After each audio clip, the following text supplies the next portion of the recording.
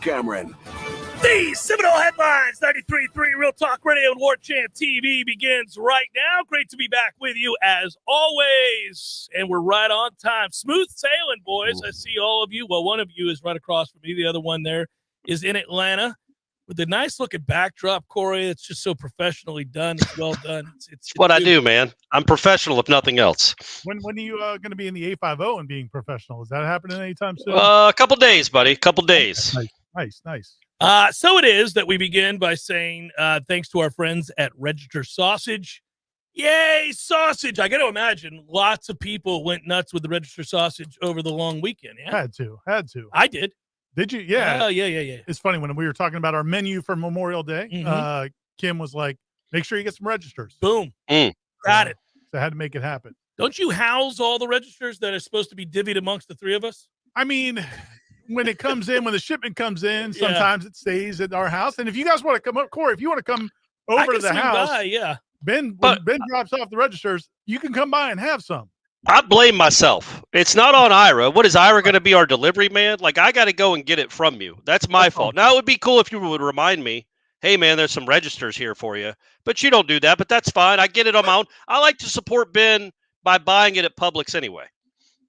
Yeah. Well, and I buy mine at Publix too, knowing that I could get it free from Ira's house, which is right by the Publix where I'm going. Yeah. And we're all fortunate that we live in an area where it is in your local grocery store, and a bunch of the local grocery stores, not just Publix's. But if you live in an area in the Southeast particularly, and you don't have registers, go talk to the meat manager. Say you want to speak to the meat manager right now. Like, this is an urgent matter. Bring him to the front. And then explain to him how important it is that he gets registers, like our buddies in St. Augustine did. They got it, the Publix, the people making it happen. If you live outside of this region, if you live outside of Louisiana, Alabama, the Carolinas, if you live out the other parts of the country, sorry for you, but you can have it delivered. Go to registermeats.com and have it ordered. They'll deliver to you in a cooler, nice and fresh. It won't make you here for the holiday, which we just missed. But think about maybe July 4th or Flag Day. Flag Day is coming up. 2 weeks. Corey's birthday, June, my birthday, July. I mean, we got lots of opportunities to eat some sausage. That's all I'm saying. Lots of opportunities there. Always a good opportunity. All right, boys, since we last talked, obviously the softball team do people love it when we leave with softball. So I want to get right into it. Maybe this whole hour. No, I'm just kidding, but I am proud of them. That was awesome. And it is, as you've noted, and many have experienced, a program that has become beloved.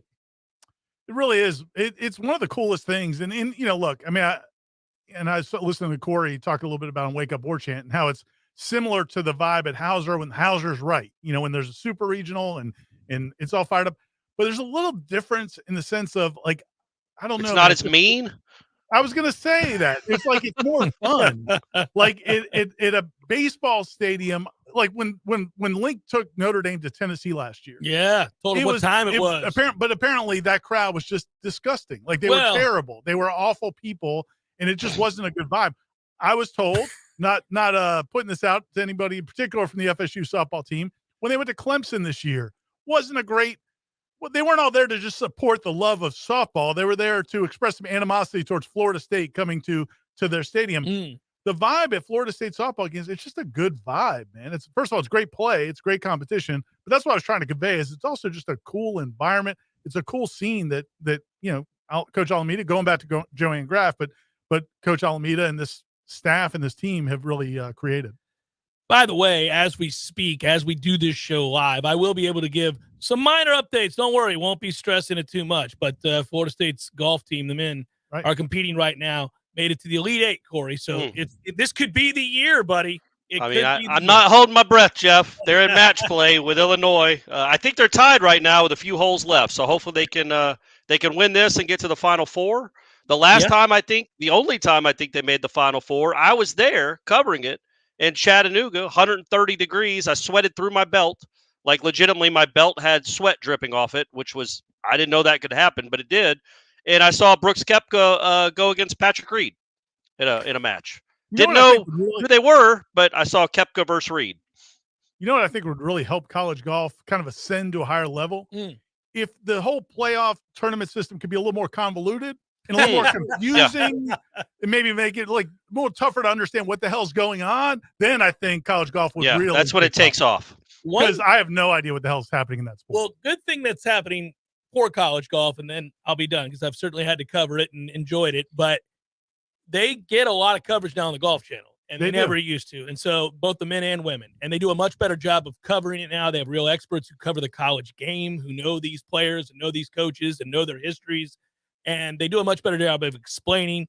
We're in a situation now where you have a bunch of individual matches going head to head. I mean, it's just chaos, man. There's regionals, then they go to more regionals, then the top teams go on, then the national individuals this is the championships, and then we go to match play, and then we play play tiddlywinks. I mean, nobody has any idea what's happening in college. Right now, there are pairings and matches. That's all you got to worry about. Yeah, one guy's going against another guy. He represents that universe. It's like the Ryder Cup right now. You're trying to get to 3 points. But so it happens. There's 30 teams that go out to the Nationals. The top 15 make it to the fourth day. Then they make it to the top 8. Whoever's in the top 8, then they completely change the way they do the tournament, and then the top 8 go to match play. So that's how it works. I think it's like Stanford doesn't have a 21-shot lead with 2 days left, and there's nobody that can catch them. They make it where it's more maybe equitable for other teams to beat them. But either way, I think the big news of the day, gang, is Keon Coleman officially a Nole. I'm not sure why it took so long. Ira, do you have any backstory on what was going on? Why Keon Coleman? I mean, he announced 2 weeks ago, week and a half ago. Yeah, I was going to segue to that, Corey, right now, but I did it. I did it for you. What I was going to tell you is that's not news. Keon Coleman was already going to Florida State. It was already a done deal. We've talked about Keon Coleman. We've done all the Keon Coleman reviews you could possibly do and how it affects the receiving core. But I guess it's official now, and so there you go. The release came out today. Yeah, just when guys are transferring in from one school to another school, there's a lot of paperwork, compliance things that have to be resolved. It's bureaucracy, Corey. It's nothing. There was never anything to be concerned about. But I do think from a fan's perspective or in a media perspective, you like to know that it's official because, guys can commit and transfers can commit, but it's not really a done deal until they're actually on your roster. Well, he is now on Florida State's roster. You can't go anywhere now, Keon. That's it, baby. You can't leave. You're locked and loaded. That is it. Rated as the number 4 wide receiver in the 2023 offseason transfer portal, by the way. That's right. Just so you know. More importantly, 12 starts at Michigan State. And in those 12 starts, friends, with a bad quarterback throw into him, I mean real bad, 65 receptions, 848 yards, and 8 touchdowns. That is doing some things, man, at a place where it's hard to get a lot of passing, reception yards and touchdowns, and in a place that isn't, renowned for its passing game. I got to give him credit. That's it's nice. More importantly, 6'4", 215, can go, catches in traffic, and is across now from Johnny Wilson. Yeah, man, this is just the offseason of who in the hell is going to stop Florida State's offense this year. I loved Jaheim Bell's tweet when he's just like basically, good luck playing defense. It was the shades of LaMarcus Joyner. It was like, good luck with that. I wholeheartedly agree. We don't ask the questions right now about whether or not Florida State's going to be really good on offense. We know that's the case. The bigger questions that are all that we're worried about now is, are you good enough on defense? Can you cover on the back end? And, that's it. That's it. You got 2 games that everybody's hyper-focused on. The LSU game right out the gates. Basically, this is the last show, guys, we have before June hits. Once we're in June, you just got to survive June and July, baby. Just survive 2 months. And then it's football season, because when guys start reporting, especially in years in which the team's really good, it's all consuming. I mean, we'll have a story a day, a conversation a day about what's at stake, what's happening, the practices, all those things. It gets really exciting early when you're excited about a season. Keon Coleman just adds to what I think is going to be one of the 3 or 4 best offenses in the country. It looks like he's going to wear number 4, by the way, for folks that were wondering about that. When the graphic they sent out, he's wearing a number 4. So he takes Micah Pittman's number. Which is what I was going to ask you guys. So, I meant to bring this up last week. So, if Micah Pittman doesn't transfer and Keon Coleman comes into the portal, whether or not they have numbers or not, is Florida State aggressively pursuing him? Not saying that they're the same guys, but just from a wide receiver numbers perspective, would Florida State make a big push to get Keon Coleman? And if not, where do we send our gift packages to Micah Pittman? Yeah, apparently to Utah, man, Salt Lake City.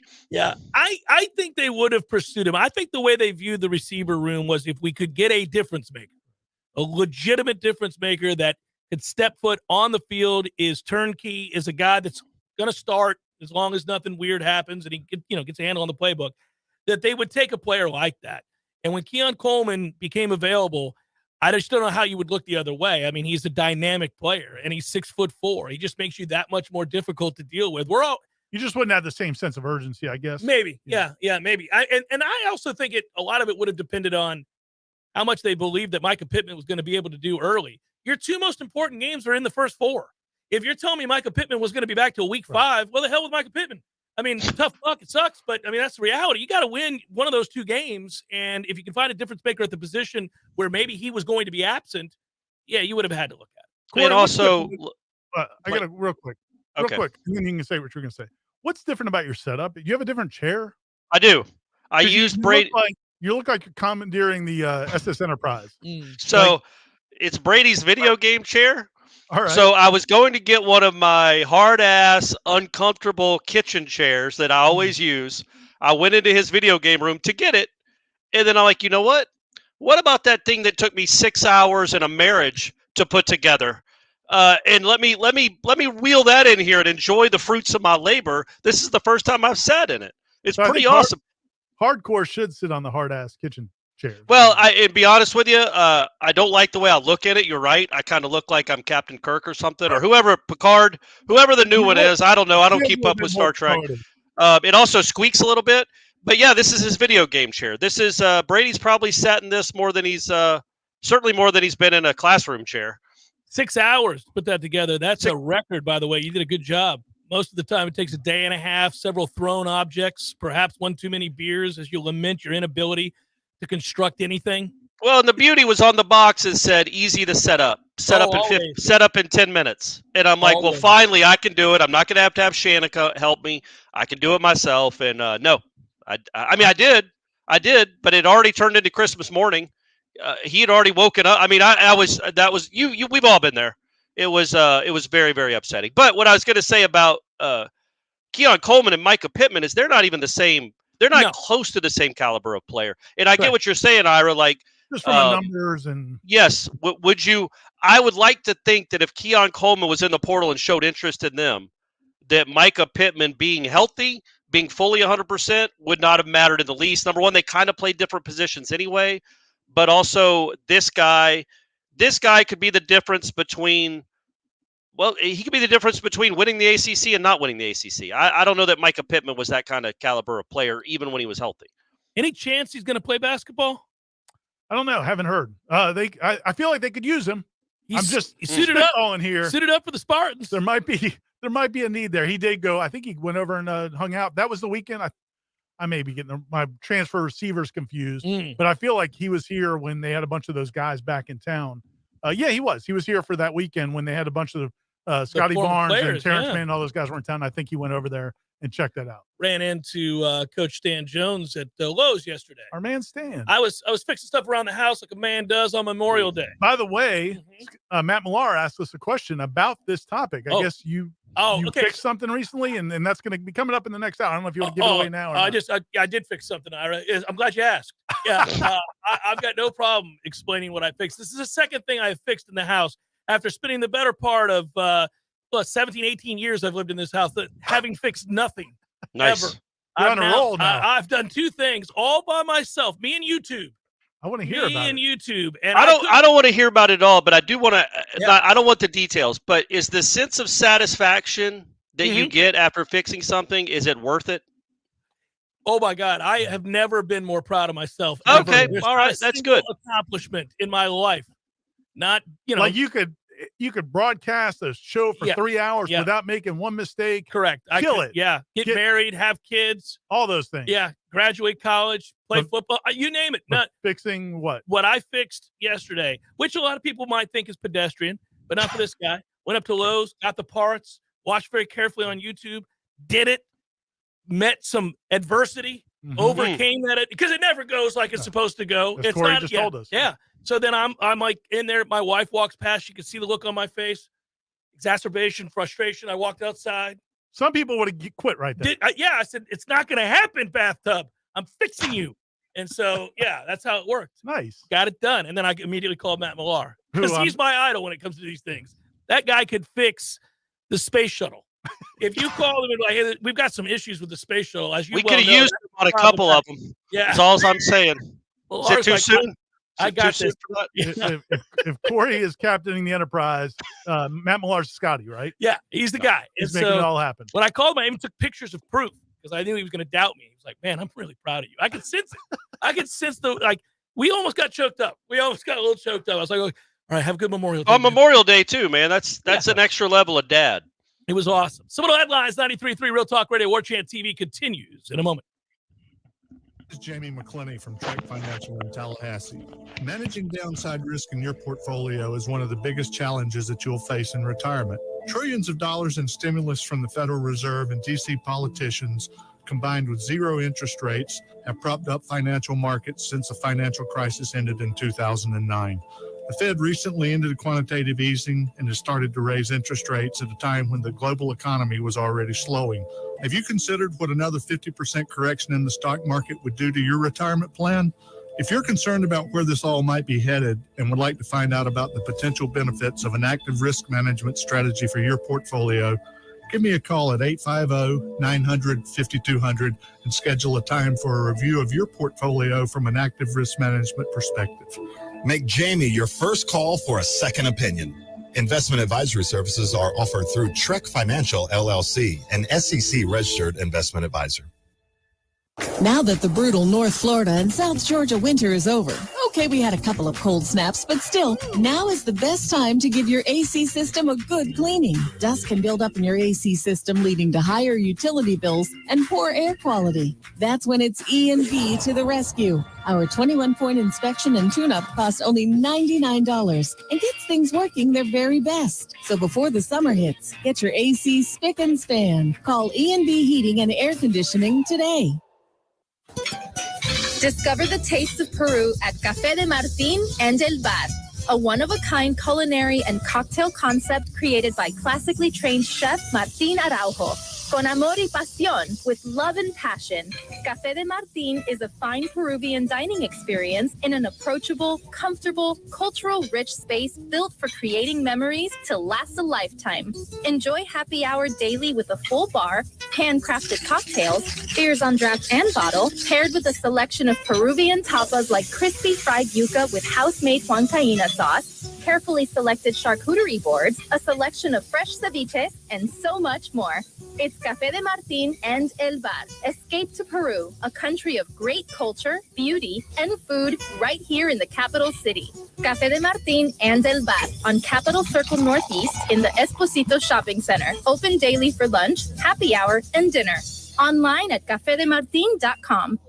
A cup of Joe, Java, brew, go-go beans, brain water, liquid lightning, wakey juice, whatever you call your cup of coffee, you're missing out if it's not Grassroots Coffee. At grassrootscoffee.com, you'll find an easy way to order the best roasted coffee beans available. It's very simple. Choose the blend you want and how you want it ground, and the bag you receive will have the date your beans were roasted and packaged on it, all written by hand and signed by the roastmaster himself. You'll know that's as fresh as it gets. You can get Grassroots outside of your house also at some of your favorite restaurants in town. Next time you're out to eat, try asking for Grassroots Coffee by name, because there's a good chance they will have it for you. And if you own a business, Grassroots Coffee has options to stock your break rooms with all the productivity powder your team needs. Plus, like some other options that you'll find at work, Grassroots Coffee actually is a part of our community. Get to grassrootscoffee.com today and get yourself a treat. Some locally owned, locally roasted, and locally loved Grassroots Coffee.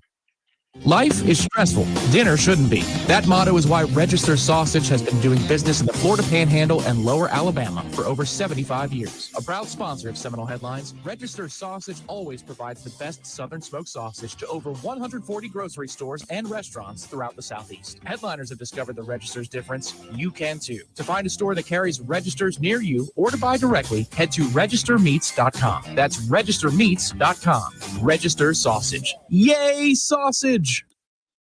Seminole Headlines returns now. Head to YouTube and search for Warchant TV today to catch the show live or on demand. Now, here's Jeff Cameron, Ira Schofel, and Corey Clark. Rolling on Seminole Headlines, 93.3 Real Talk Radio, Warchant TV. I was going to say congratulations to all of the Seminole Headlines listeners who stepped up big once you made the announcement. You guys letting everybody know we were going to be on. Not a lot, not a ton going on right now, and there's quite a few questions. I think we're good. Yeah, and it was especially putting out the prompt on a holiday, man. Yeah. Short notice. I was proud. I could feel that buzz already. Corey's late to the buzz party. It's got to be the week before the season before he gets excited about football being played. So I don't know if this will expedite it for you, man. People being this energized by football or not, or will you just be a stick in the mud? No, I will be a stick in the mud. I was talking with Aslan about it. Like, I think it's cool to like. I mean, they're probably going to be fifth in the country. Bill Conley from the ESPN stats analyst guy, he's like, I'm almost as high on Florida State as Schleybaugh, and Schleybaugh is the one that had him number 3 after the post-spring power rankings, and that was even before they got Keon Coleman. So I think they're probably legitimately going to be 5th or 6th in the country, and it's just cool. I mean, obviously you don't want them to go 7-5. No, you don't. And clearly I'm not kind of qualifying anything, but these next 2 months are going to be something we haven't had in 5 or 6 years. And you don't realize how much you miss expectations until you don't have them because nobody cares or they're empathetic. And I know Florida State fans care, but the rest of the nation hasn't paid attention really to Florida State since Francois broke his leg. And now here you are 5 years later. You're less than 2 years out from losing to Jacksonville State, and you're going to be 5 or 6 in the country to start the season. That's cool, man. So I'm excited about that for sure.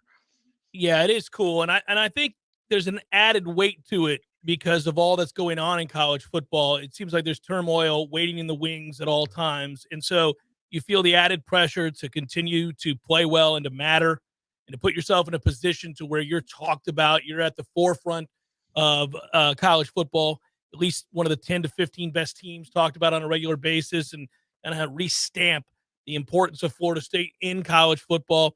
Because we just don't know what's going to happen with all the other stuff that we're also covering. You know, it seems like every day there's somebody somewhere that covers college football that heard from somebody that there's about to be upheaval. And the thing is, whereas in the past you would go, I don't know who Frank Wilson is in Texas saying that there's about to be a contract signed with CBS with so-and-so. But even if you don't trust that source or these people, what we do know is that most of the time where there's smoke, there's fire. A lot of times there have been conversations like something's about to go down, and it does go down within a few weeks. Maybe not exactly as that person reported, but something close to it. I'm not saying just believe everything that comes across the internet, obviously, but we are in changing times on the midst.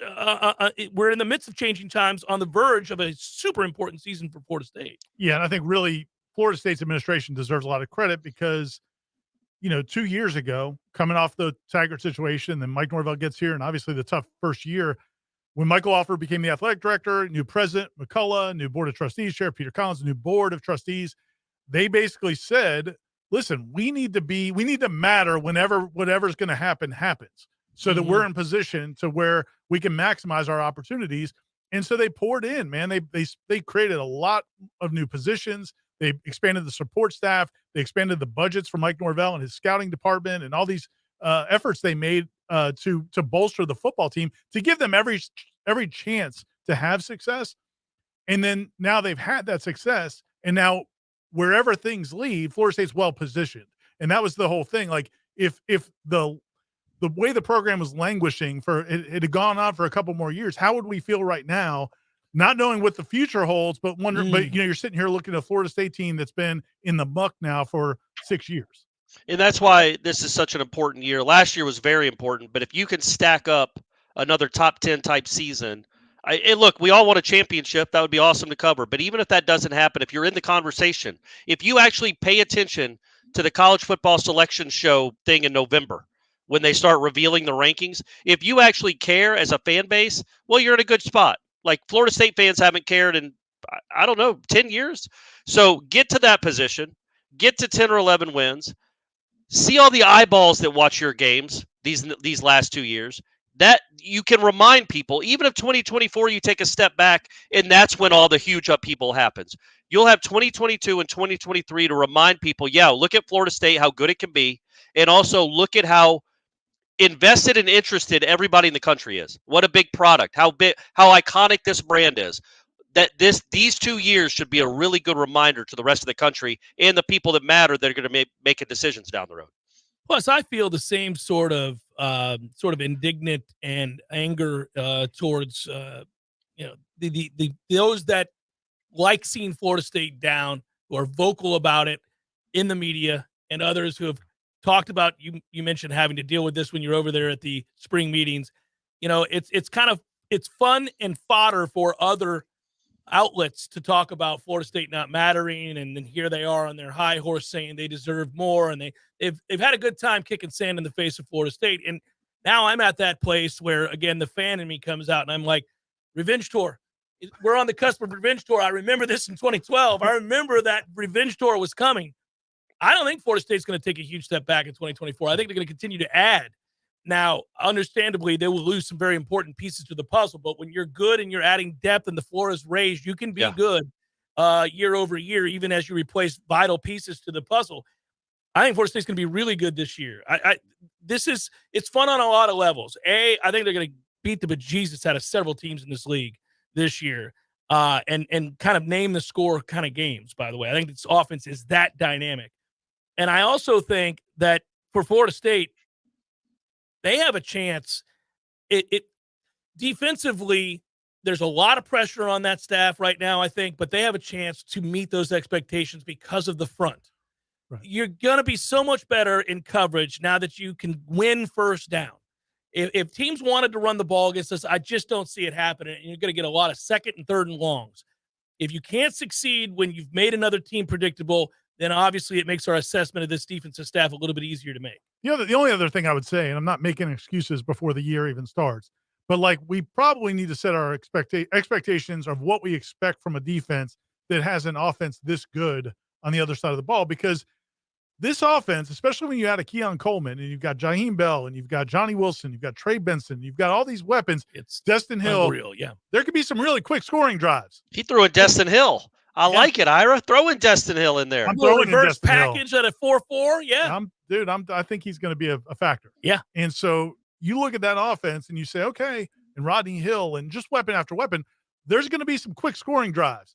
And now that means your defense is going to be on the field a whole lot. So that's something I just would throw out there. I think I'm going to caution people as that season goes on that this defense might be really good, but it's not going to be, I don't think it's going to be a plodding offense. Like even Jameis, when Jimbo and Jameis, like Jimbo is slow. Right. Yeah. So Jimbo is never going to push the tempo, even when he had an all-time offense. Mm-hmm. Well, I think Mike Norvell, he's not going to be crazy. It's not crazy air raid, but it's going to be more. And so I just think the defense is going to have a challenge staying fresh, because I think they're going to be on the field a whole lot. It's a good problem to have, but I don't think if people look at the numbers, that it will be fair to just say, oh, well, they didn't, Adam Fuller failed or something, part of a bigger trend in football anyhow. I mean, the better used to say things like defense wins championships. No, they don't. Not anymore. Offenses win championships. Dominant, kick ass, can't stop them offenses. I mean, even Georgia gave up a ton of points in a couple of games. I mean, you look at, you could have guys everywhere, and great offense is beating good defense now, and great defense. There are exceptions. I mean, there are occasions. Yeah. Saban changed his whole. They've had to. Program. They've had to. And again, I'll point out, like, the way you view defense now is very different. It's a per possession basis, to your point. It gives you a better idea of what they're doing, yards per play, per possession. If you have a lot more plays run against the defense, then it's unreasonable to suspect that they're going to hold somebody to 10 points like they did in yesteryear. I think a weird or maybe a normal score for Florida State, a better way to put it, would be like 52-24. 57-21, where you gave up 21 or 24 points, and it was a dominant day. Will Corey Clark feel good about that, or is he going to be like, I don't know, this defense, why couldn't you get more stops? I think it'll depend on the context of when it happens. Like, nobody's going to judge them if they give up 2 touchdowns when they're up 35-0. But again, I think when you look back at last season, the offense saved the defense 3 times, maybe.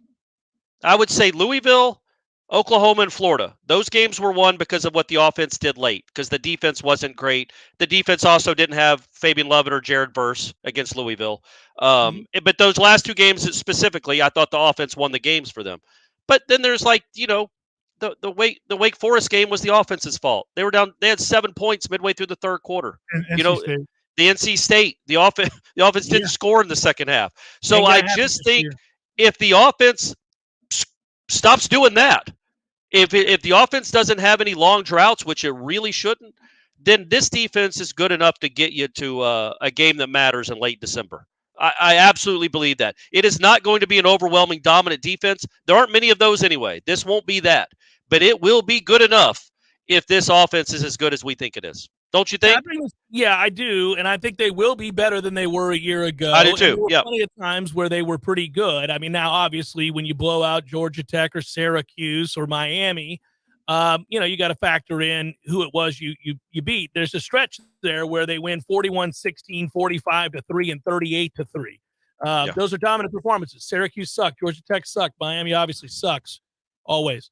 Now, you go through that and look at these, and I do go back at the amount of blowouts Florida State had last year. They had a ton of them. There were a lot of what I call rocking chair games, 44-14 over Boston College. You blow out. I just got done the aforementioned games, Georgia Tech and Miami. You blew out Syracuse. You blow out Louisiana. There were lots of moments last year, obviously Duquesne, where you're just kind of hanging out. Like, this game has been over since the start of the second quarter. It's amazing. Jordan Travis with the baseball hat on was one of my favorite things about last season. Yeah. In the first couple times it happened, it's like, look at that. Florida State's quarterback standing there on the sideline with his baseball in the third quarter. They didn't blow people out for years. They didn't. They lose to Jacksonville State. They're in tight ones on the regular. I mean, that's why people are like, oh, so what? You're bragging about beating Louisiana 49-17? You're damn right I am. Yes. We didn't do that. 38-3 over Syracuse at their place. Silence. It was over just like that. I don't think, Corey, to your point, that we will see a game, or if we do, more than one. And I'm talking about the LSU or Clemson games. Those are outliers. Those are two elite teams. They've got the requisite skills to run with you. So who knows what those games are. But the rest of the games on that schedule, I don't think you're going to see Florida State's offense score 17 points like they did against NC State. I don't think you're going to see them score just 21 points like they did against Wake Forest, which was ridiculous. I think if they're healthy, it should rival like one of those 90s teams where you go into most of these Saturdays just wondering what the score will be. And quite frankly, I was a kid, but I remember Charlie Ward. Like, I would want the opposing offenses to score a little bit, just so Charlie had to play more, just so Charlie had to come get one more touchdown drive. And so I think you could be in games like that where you're like, well, man, don't get up 42-6. Because then it's just Jordan Travis's day is done. And Jordan Travis is fun to watch. This first-team offense is fun to watch. I think you go into 6 games next year, if you're healthy, expecting to score somewhere high 40s or 50 points. That's how good this offense is, especially if they speed up just a little bit so the new clock rules don't affect them that much. Because, look, man, I would wager to say if you throw Jaheim Bell in there, Johnny Wilson, Jaheim Bell, Keon Coleman is the best trio of 2 wide receivers and a tight end, talent-wise, maybe in the country. There might be 1 or 2 other programs that have that, but they don't have Jordan Travis throwing to them. Like, we don't know who Ohio State's quarterback is going to be. I'm sure Georgia has good wideouts to go with Brock Bowers, clearly, but we don't know who their quarterback's going to be. Plus you got Trey Benson. It's just you have an unreal amount of really, really high-level college football players on your offense right now. Yeah, it's to the point where we're just guessing outlandish numbers about how many points they score per game. I don't really feel. What do you think? 40 is an average? I mean, they averaged 36 last year. Yeah, they'll score over 40 points a game next year, easily. There are going to be games they have 40 points like early in the third quarter. Your fear about Jordan Travis getting pulled up 42-6 is going to happen a lot. Here's the other thing I would say about this, and again, Keon Coleman's a big reason for this. It just takes to another level. Is if Jordan missed any time, like, God forbid, but if he hasn't missed any time, there's a lot of quarterbacks who would have a tremendous amount of success with this offense. Correct. You don't need to be 2 years ago. They had to have Jordan Travis be Jordan Travis to have a chance. And even in some games last year, but this year, man, like, I'd feel okay with Tate playing a couple quarters. I'd feel okay with. I kind of want to see it. He needs to be ready to go next year. And you got to find out what you have with Duffy. Right. But I just think the offense is not going to lose a lot. This is not an offense built around one guy. And this is. I mean, half the time that Jordan's out there, they may choose offensively to batter people with the run game. Right. I mean, they did that a lot last year. I think Coleman changed and I didn't realize this was going to happen. He changed my perception of the entire season. I don't know why. Because they were going to be a good offense anyway. I think he takes them to the level where you're looking at one of those really good Alabama offenses. The ones that you roll into a stadium, no matter where you're playing, you know you're putting up 5 or 6 touchdowns because they can't guard you. You're just too talented for them. And I think he changed because Portier might be great. He might end up being really good. He's not Keon Coleman, at least not yet. You've got a ready-made NFL player on both sides along with a really good tight end. So I just think it'll be fun. It'll be fun to have. By the way, real quick, Jeff, the golf match, Ira, is knotted up 1-1. Cole Anderson won on the 18th hole. So Florida State and Illinois are tied 1-1. There's 3 matches still left. First team to 3 wins. Florida State's leading 2 of them. And they're going to lose another one. But so they're going to be down 2-1. But then the last 2 guys on the course are up for Florida State. So when they beat Illinois, then they go into a round robin 4-team scramble. Then it's closest to the pin. It's closest to the pin par 3 contest. Corey, Clanton is up on Buchanan by 1, and Roberts is up on Hunt by 3 through 15. So that should be a win. It's coming down to Clanton. So if it's coming down to Clanton. Come on, Clanton. Yeah. All kidding aside, they win this in the Final Four? Yeah. The Final Four is later today. Yeah. They play another match. They play another match later today if they win this one. That's why your belt was sweating. Man. Reliable Reseller says. I want to answer that question. And it touches back on what you brought up earlier. Do we need to wait till the next segment? We're going to go to break with it, but go ahead and ask it because I saw it in the chat and I wanted to answer it because it's not true, but I think a lot of Florida State fans feel this. There's some reality to it. Well, specific. Why does the national media hate us so much? Okay. It's a fun question to dissect. Let's do it in a moment. Seminole Headlines, 93.3 Real Talk Radio and Warchant TV. News now. Tallahassee police say one person is dead after an attempted officer ambush Thursday night at Tom Brown Park. It happened about 10:30 p.m. after officers received a tip that a person matching the description of someone who ran from a drug investigation was seen at the park. When officers and the Leon County deputy arrived to assist, an armed woman started firing shots at them. Officers returned fire, hitting the woman identified as 25-year-old Asia Fitzgerald. She was taken to the hospital and died from her injuries. The man the officers were looking for was identified as 35-year-old Darrell Lee. He was arrested and has multiple charges, most of them from drug paraphernalia, trafficking, and possession charges. He went before a judge Saturday morning and was denied bond. The judge also granted the state's request for pretrial detention. The state attorney's office filed a notice to seek harsher penalties in this case, arguing Lee is a habitual felony offender. This is Rachel Anay with your Real Talk 93.3 local news update, brought to you by Macklemore Systems, Tallahassee's go-to Mac store. Check them out online at MacklemoreSystems.com. This is meteorologist Paul Trombley with your Real Talk 93.3 weather update. Mainly cloudy skies this afternoon with highs around 89. Winds out of the northwest, 5 to 10 miles per hour. Lows level off around 67 tonight, partly cloudy. Chance for scattered thunderstorms tomorrow. High of 86, more clouds and sun. Chance for scattered storms Thursday and Friday, 84 Thursday, 87 Friday. This report is brought to you by The Lawn Johns. For all your landscaping and lawn care needs, visit thelawnjohns.com. Right now, 84. Honey, I just got a text from Dave. He wants us to come over for a barbecue. What's our excuse for not going? Oh, no need for an excuse anymore because Dave got a new grill from Hearth and Patio. Oh, thank goodness. Dave, we will be happy to join y'all this weekend, and congrats on the new grill from Hearth and Patio. My wife said she would bring potato salad. Hearth and Patio invites you to elevate your grilling game this year with one of their amazing grills from Fire Magic, Broil Master, or Blaze Grills. Call them today, 850-727-4282. That's 850-727-4282, or visit them online at hearthpatiotallahassee.com. Hearth and Patio, making barbecues great in the Sunshine State. Honey, Dave said no raisins in the potato salad this time. Call them today, 850-727-4282. That's 850-727-4282, or visit them online at hearthpatiotallahassee.com. Life is stressful. Dinner shouldn't be. That motto is why Register Sausage has been doing business in the Florida Panhandle and Lower Alabama for over 75 years. A proud sponsor of Seminole Headlines, Register Sausage always provides the best Southern smoked sausage to over 140 grocery stores and restaurants throughout the Southeast. Headliners have discovered the Register's difference. You can too. To find a store that carries Registers near you or to buy directly, head to registermeats.com. That's registermeats.com. Register Sausage. Yay, sausage!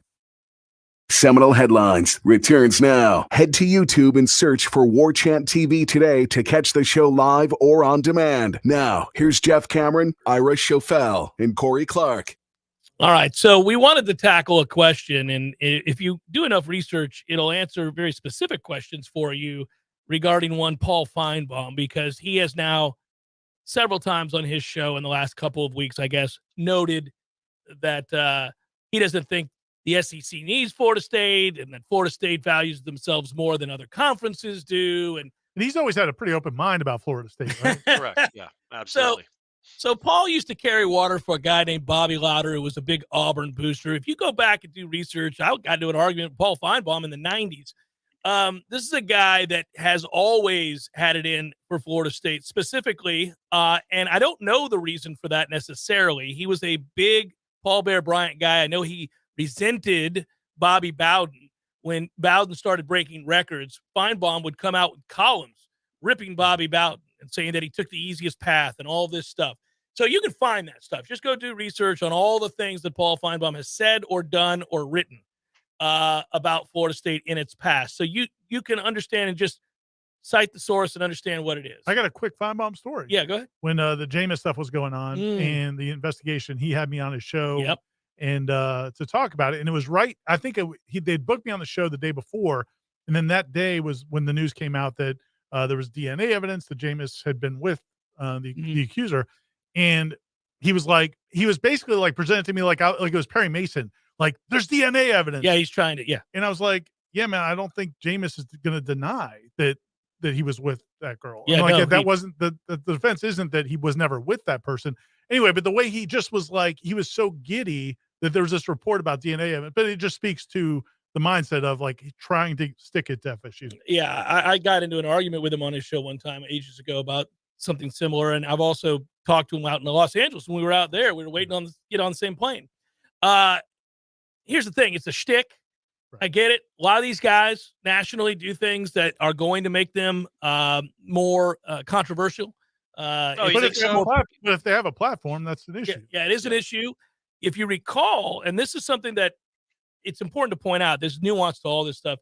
I remember one point, people like to get on Kirk Herbstreit. He railed on Feinbaum while they were on the set together, suggesting that this was not the platform, College Game Day, for you to do the show that you do, in which you just imply lots of, yeah. He was very angry. On this show? During the show? It was during College Game Day. Feinbaum was making an appearance. During game day? Yes. He got mad at him, and he was like, that's not true. You're just saying that to try to – this isn't your show. Wow. And he went through this whole thing. So, listen, we got guys that obviously we know that the polarization of national media is something that is a topic all the time, whether it's politics or anything else. It's stuff that sells. It's a way to become more watched or more listened to, unfortunately. And so that is just something that he engages in. I get it. But I often see this sort of sentiment that the national media hates Florida State. And I don't buy it. I don't think it's true. The only thing I'll push back on, I was listening to, because of the college alignment stuff, I've been listening this morning to the National College Football Podcast. Yeah. Whether it's Andy Staples or Dellinger and those guys, or I listened to Feldman and what's his name? Stewart. Yeah. I know who you're talking about. From the Athletic. Yeah. Anyway, so they and I look, I mean, some of these guys I like them personally. Feldman particularly. Bruce Feldman's always been a nice guy. Does a really good job. Yeah. I like him. He's a very good guy. But anytime the conversation about Florida State and what their places in the pecking order of college football, he keeps going back to, well, I mean, they went one good season. Like, you've had one good season, Florida State, kind of get back in your place. It's like, that's a weird take about a program like Florida State that's won 3 national championships. Yeah. How many programs have won 3 national championships in the last 30 years? Notre Dame ain't one of them. Notre Dame ain't one of them. Nobody ever said that about Notre Dame.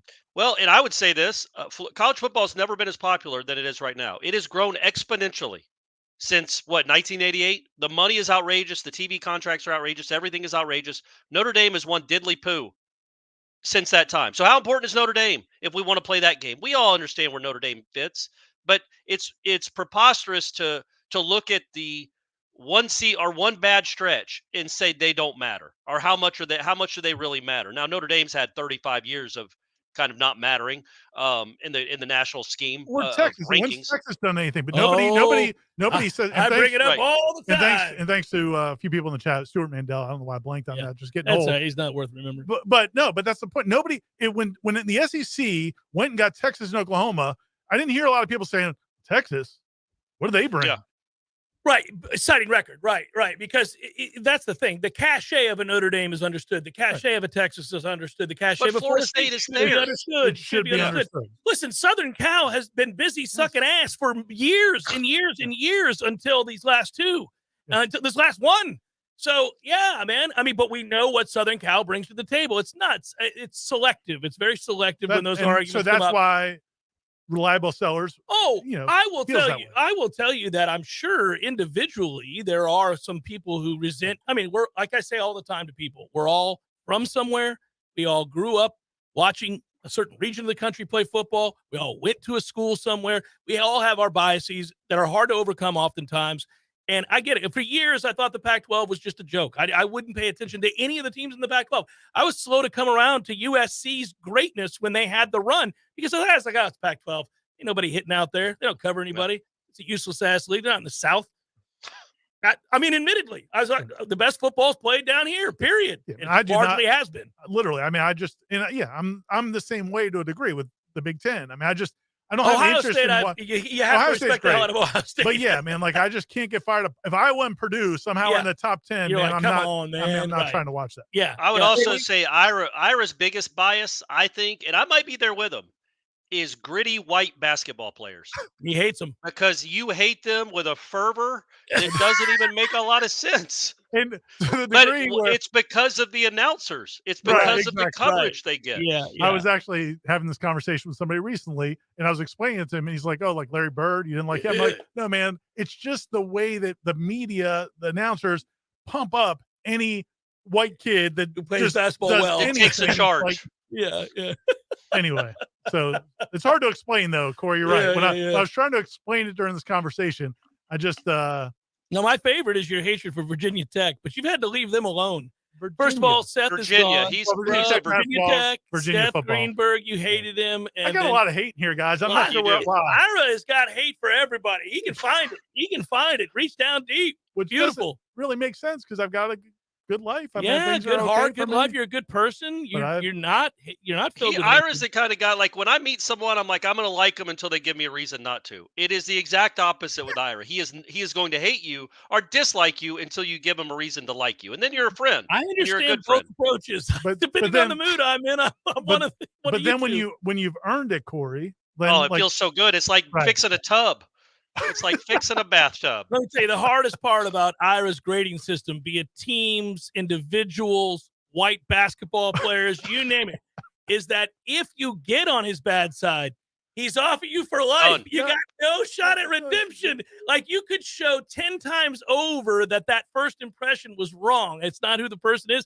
He's done with you. He's decided. He's moved on. I will say this. It's not easy. Like, Tony Bennett could save some orphan children, could go do a lot of good things, and that's not going to do enough. But I feel like if I was around him a lot, maybe I would. I don't think so. I think you'd be like, oh, Tony just happened to have a photographer there when he was pulling that kid out of the burning orphanage. Sure. He didn't set that fire himself just to look like a hero.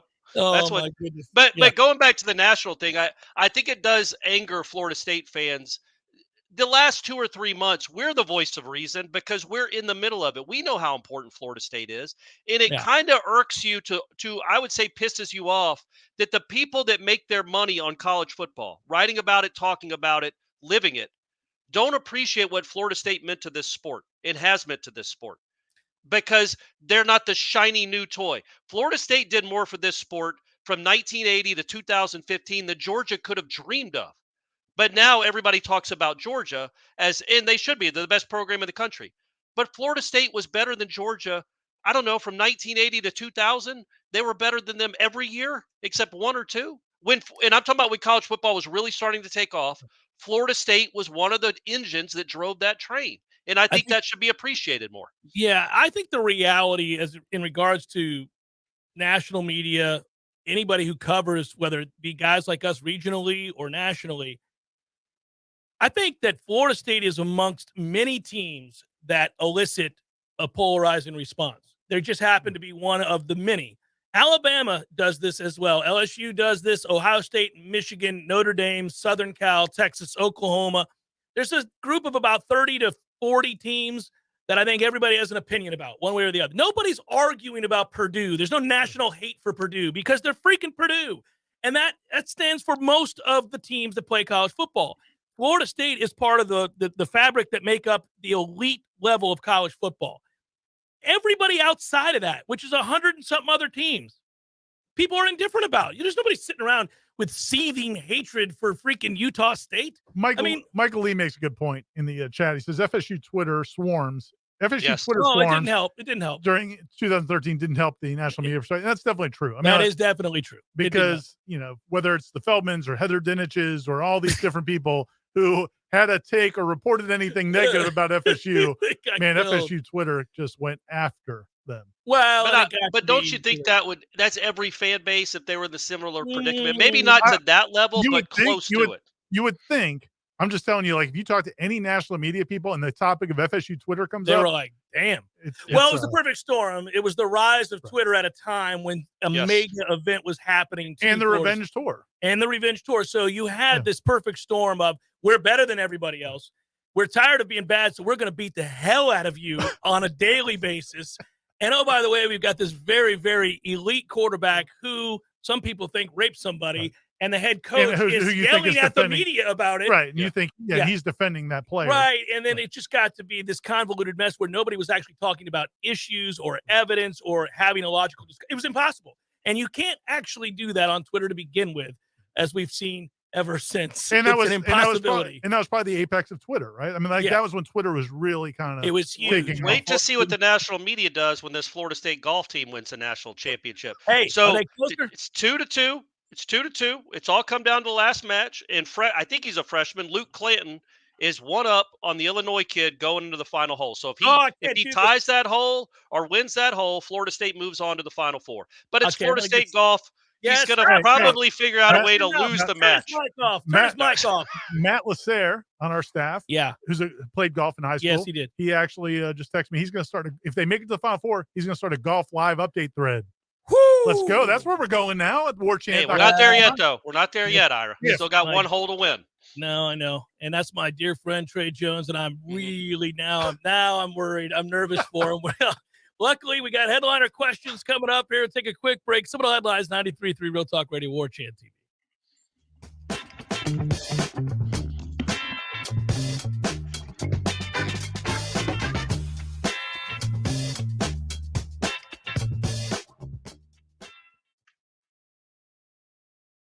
Can straighten a smile. But at Birch Orthodontics, they're dedicated to providing the finest care possible. The experienced and friendly staff is trained in all of the latest techniques. So whether you need standard treatment like braces or Invisalign, or you have a more complicated case requiring extra attention, Birch Orthodontics is here for you. Set up your free consultation today by visiting birchorthodontics.com. BURCH orthodontics.com or call 850-877-1692. At Birch Orthodontics, they create beautiful smiles that last a lifetime. Wooden Glass has been taking care of families since 1945. Experienced, reliable professionals who offer only the best, like Wooden's top-of-the-line bath enclosures. Eye-catching storefronts are a specialty at Wooden Glass, and they provide precise installation. Wooden Glass, Tallahassee's first family in glass. Online at woodenglass.com. Call 850-222-5781. Barry knows cool, he's keeping you comfortable. Barry knows cool, you can put him to the test. This is Tyler from Bear No Heating and Air. Now you can schedule an appointment or pay your bill from your mobile device. Any day, anytime, anywhere. Save big time in the new year and get $1,200 off select new units. Online at BaranoAC.com. Keeping you comfortable is what Barry does best. Florida license CAC 1816-186. Hey folks, it's me, Mac and More, spokesperson for Tallahassee's favorite Apple and Mac product store, Mac and More. We all know what Mac is all about. It's your MacBooks, iMacs, Apple Watch, iPhones, iPads, we've all got them. But what's really cool is the and more. And there's a lot more at Mac and More. They can help set up your new gear, migrate and back up your data, teach you new tricks and how to use everything better. And if something costs too much to fix, they'll tell you the truth. There's a lot more at Mac and More. See for yourself at macandmoresystems.com. Or you can take it from me, Mr. Mac and More.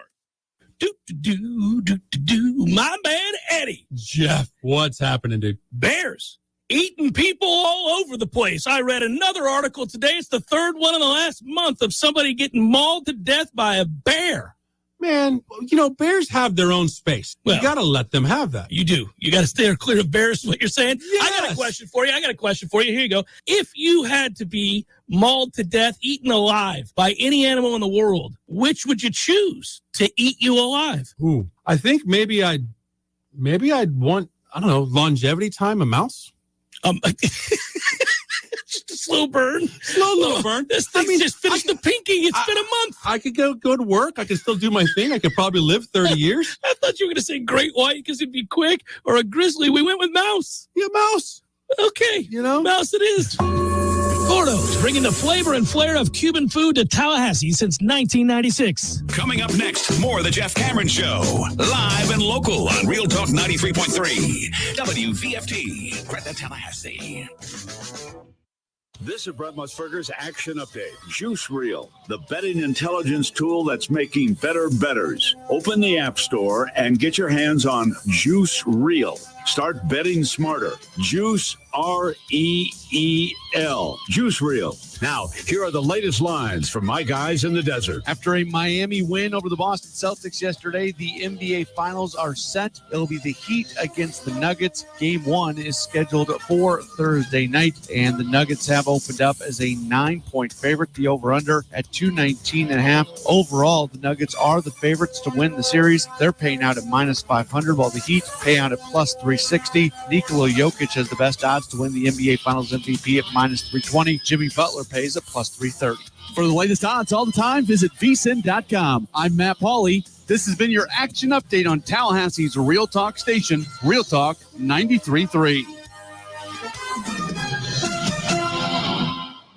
At Pinch A Penny Pool, Patio, and Spas, it's prime time hot tub season. And after a long, stressful day, there's nothing like soaking in a hot tub with all that steam. And it has lots of great health benefits, too. Pinch A Penny Pool, Patios, and Spas is your true hot tub headquarters. Save today on the hot tub of your dreams at prices you can afford. Come and shop our 12,000 square foot showroom and find the right model for you. With over 50 hot tubs in stock, you're sure to find the one that's just right.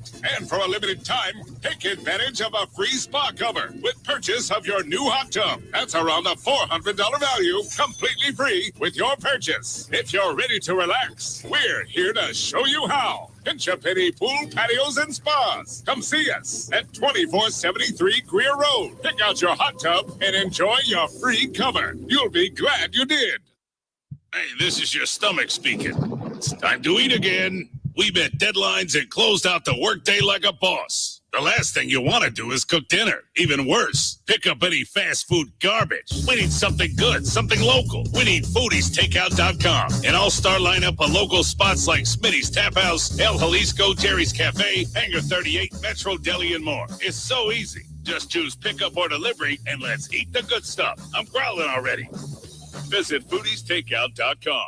There's fun to be had every night at the Corner Pocket. Take-home prizes on Trivia Tuesdays and Beer Bingo Thursdays. And kickstart your weekend with Martini Fridays. Plus, happy hour runs every weekday and game day specials every time the Noles take the field. Watch all the best games at the Corner Pocket's Vegas Wall, featuring 560 inches of flat-screen TV heaven. Oh, really? The best food, the best drinks, and the best place to watch all the games. Tallahassee loves the Corner Pocket.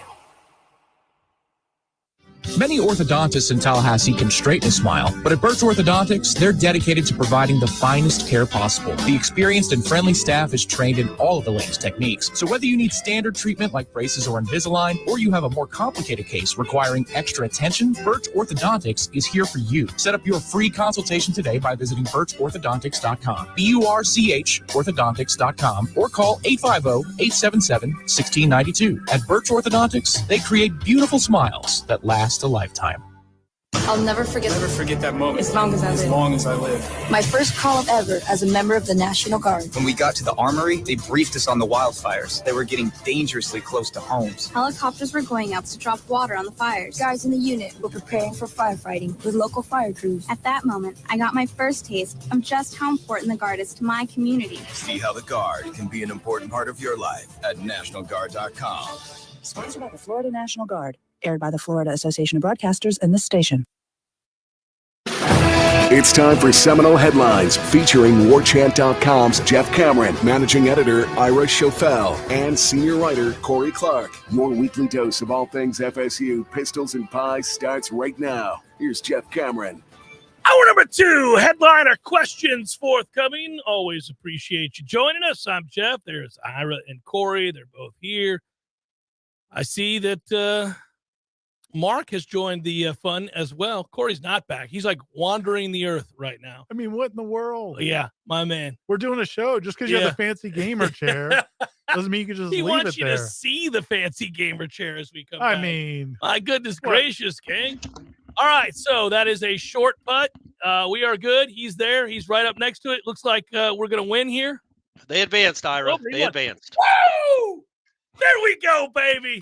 All right, Trey Jones and the golf team. Can't wait for the best ball in the Final Four. It'd be awesome. Now we got to know who they're playing. We don't know who they're playing next. I'm not worried. Somebody does. Man. Yeah, well, I was going to congratulate my man here. Well, you can do that while you talk about Dr. Birch. While I talk about Dr. Birch. Dr. Birch Orthodontics, who I will see not tomorrow. I think I got a week reprieve. I think we're good to go. Yeah, I think we're good till the following week. I just want to give a shout out again to Dr. Birch and Birch Orthodontics, not just for doing amazing work and the fact that all of you should have your kids going, and all family members going to Birch Orthodontics to get all your orthodontic work, but also, again, this is the 20th anniversary that Birch Orthodontics has been in existence. Blessing the community with great orthodontic work. And to commemorate the 20th anniversary, her office has donated $20,000 to 5 local charities, $4,000 each.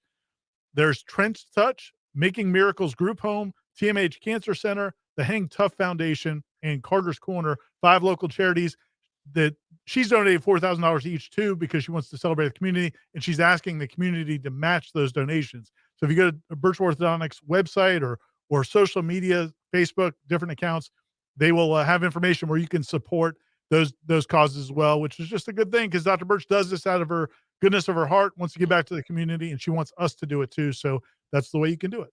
That's a great thing to do. By the way, we do know who they're playing. They're playing Florida. They got Florida in the semis, Ira. Dude, can you believe this? What? Florida State, Florida in the semis. I see they rolled their way into the semis. Here we go. Yep. 3:34. We'll be off the air in time to get home and get nervous. Maybe in like Napier will go give him a pep talk and like the suck will rub off. Is that possible? Probably. Yeah, man, the Florida baseball team is good. Glad they didn't win the SEC. That was good to see. Did you guys watch any college baseball over the weekend before I get to the questions? No, and I didn't watch the selection show for the first time since it's been on the air. Yeah, I found myself watching some. I wanted to see Miami lose. They did. And I wanted to see some of the SEC. And I watched some of that. I watched Texas A&M get pasted and some other things. So, yeah, it was good. Our buddy Keith Cottrell said he went golfing to get away from it because he didn't even want to be reminded of the fact that the selection show was yesterday. Yeah. And then while he was out there, somebody was like, oh, Clemson's the 4 seed. And he was like, shut up. Yep. Yeah. Like, I don't need to know about it. It should serve as a hell of a motivator because I didn't think I cared all that much until the weekend rolled around and I was like, this is not cool. I have not known a life in which I didn't care about this day and figuring out where we were going to be playing and whom and all that other stuff. So it's a little frustrating. All right, here we go. Look at these questions. Is there any worry with so many offensive options, writes Burke, that Coach Norvell may try to get too cute in some game situations? What if we throw a fade to Winston Wright on 4th and goal? Yeah. Yeah, I don't worry about. I always like the idea of having too many weapons.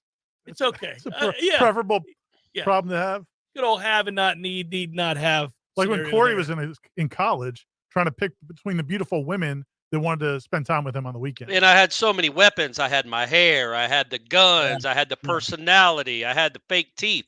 The whole thing, gang. A lot was going on back then. Yeah. And I settled on Shanna. You didn't settle. Shanna's awesome.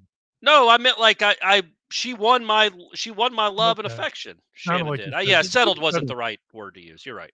I That chose. was a misuse. Of Shanna's a first language. round pick. Yeah, that was. She was. Yeah. The thing I was going to say is like, I get the concern. I think the bigger concern to me is like, how does he make everybody happy?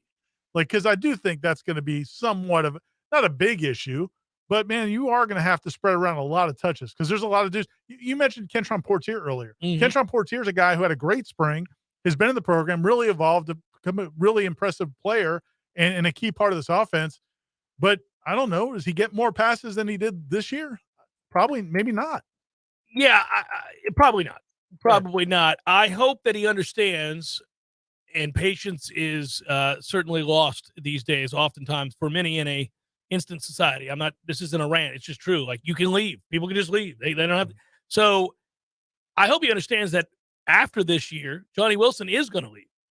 And Kentron Portier figures to be the benefactor of that, even if Keon Coleman were to stay, right? I mean, he's going to be the guy. Unless the portal king goes out and gets some other 5-star from I'm just saying, like, that's the reality too. So I do think, and I think Norvell's done a good job of it to kind of keep people happy.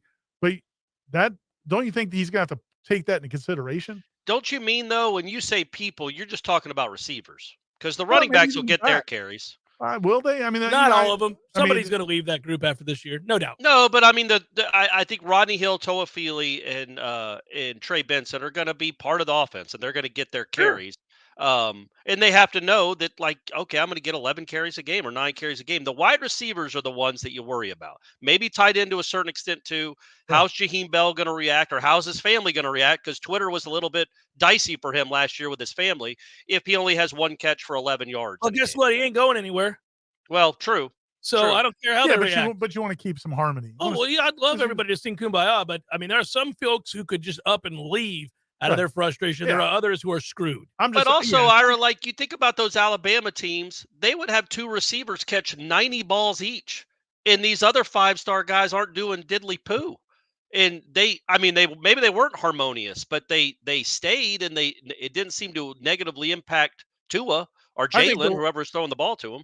You would also think the winning cures a lot, and then also, as we said, man, if these games are getting lopsided, everybody's going to get a lot of playing time. Yeah, everybody's going to get to eat. You're not going to leave Johnny Wilson out there for 4 quarters. I want to go back. Mark contributed to our cause here, and I did not ask the question that he posed in the chat, and a nice little donation to what we're doing here. Oh, thanks, Mark. Mark's a big golfer too, by the way. Hopefully you're watching the Golf Channel, Mark.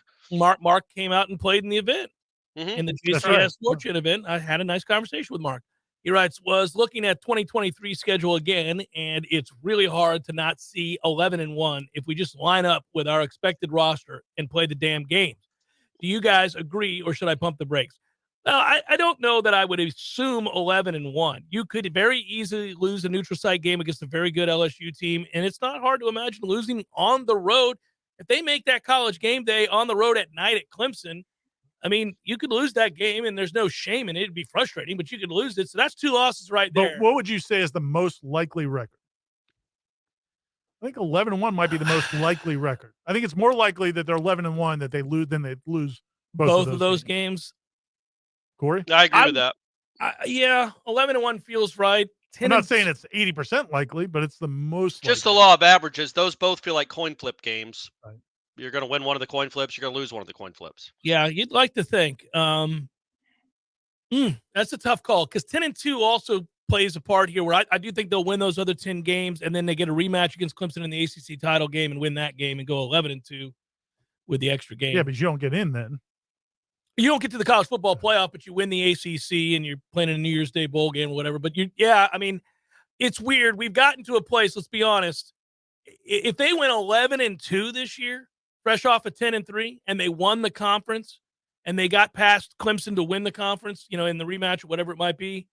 I don't know, man. Would we look at that as a bad season? You wouldn't look at it as a bad season. It's starting to sound like we're going to look at it as a bad season. But you wouldn't feel great about it because how many times you can have a Jordan Travis with all of this around him? No, I think I'd feel great about it. I legitimately do, and I'm saying it now. I'm not the frustrated Corey on a Sunday morning after they lose to Clemson 31-16 or something.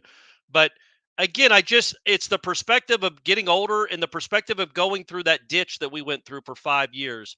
That I think a 21-5 record over 2 seasons, I would be really cool with it because we've seen the other side, and I hope I won't lose perspective like I did after 13 because we went through this kind of from 03 to 12. Florida State was kind of in a malaise, and then as soon as they got good again, they're like, well, they're going to be good forever. And then I hope I don't lose that perspective because I would be 11 wins to me would be really fun. It'd be great for our business. It'd be fun to talk about. I would be very excited about that. Well, let's bring this up. I think it's important too because, I've talked a lot about now when I compare and contrast expectations. I talk about what I want this Florida State program to do. The unabashed fan in me talks about wanting them to take the next step and judging them on that level of success.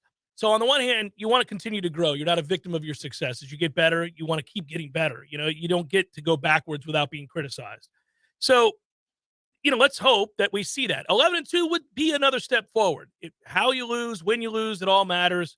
It would be tough if they didn't win the conference. A season in which they don't win the conference, I do think I'd be disappointed in that. And I think if you don't beat Clemson at least once, that's going to make me want to punt something. Like you've got to end this streak. Yeah, it's been since 2014. Yeah, no, you got to end the streak one way or the other, whether it's the first game or the rematch. Obviously, oddly, if you have to lose one of them, you'd prefer it be that first one and go ahead and win the ACC, which means, again, we get back to LSU. But the other thing we're going to be doing this year, and this is true of all championship-level teams, is what we do with the greater debate about who's a real contender and who isn't. How do the coaching staff handle the expectations and the biggest moments in the biggest games? Now you're being judged on a different level. You had to get us to those games. You had to get us to a place where these games mattered. But now how do you perform when it's 24-24 in the fourth quarter and it's 3rd and 4? I mean, all of a sudden, these things get elevated. And we know coaches' careers have been evaluated this way. I mean, there are guys who just have not found ways to win in those moments, and they could have a 90% win percentage, and eventually people are like, okay, he's got to go. He can't win these games. And what I think gives Florida State fans confidence, one of the things that gives them confidence coming into the season is that the way they did play down the stretch of the Florida and Oklahoma games. The last 2 games we saw, Florida State was in a dogfight and came out on top. Yeah, against 6-6 teams. Well, but it happened. They did. It's better than the alternative, buddy. It is, but I'm saying now you're going to be doing it against some teams that are going to be better than that. And I think we're all waiting. I don't know. Maybe they will. Maybe they'll pass. I think they've got the weapons galore. I love Norvell, Atkins combos, play callers, and game planners. I don't know. We'll see. Does the defense take that big step? They got to make a couple key stops in critical moments. I think everybody's just wondering whether that happens. It may. Very well may. But it's kind of gut-wrenching. We'll see. Everything gets elevated now. Brian writes, hey, fellas, hope you enjoyed your Memorial Day, ate some register sausage, nice, and gazed at your kid's beautiful teeth from Dr. Birch. After seeing Sid do her thing at the softball game, I was wondering what your most, let's say, exuberant. What happened? What happened? Sydney Sherrill, Florida State legend. Yeah. Just was, man, she was enjoying herself. She was enjoying herself during that softball game. I saw, the best time you've had cheering on your team.